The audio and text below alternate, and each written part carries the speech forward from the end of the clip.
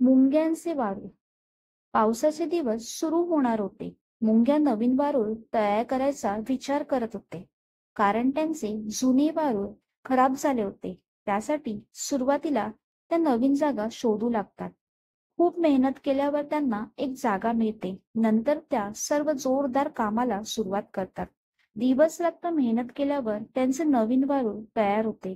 त्या खूप आनंदी असतात, कारण त्यांची मेहनत यशस्वी झाली होती. आता त्या काम करून खूप थकलेल्या असतात. त्यामुळे त्या आराम करायला जुन्या वारुळ्यात जातात, कारण दुसऱ्या दिवशी त्या नवीन वारुळ्यात राहायला जाणार होत्या. दुसरा दिवस उजाडतो. मुंग्या ठरल्याप्रमाणे नवीन ठिकाणी राहायला जातात. आत वारुळ्यात प्रवेश करायला जातात, तर तिथे एक साप फणा काढून त्यांच्यावर धावून जातो. त्याला बघून त्या घाबरून पळून जातात.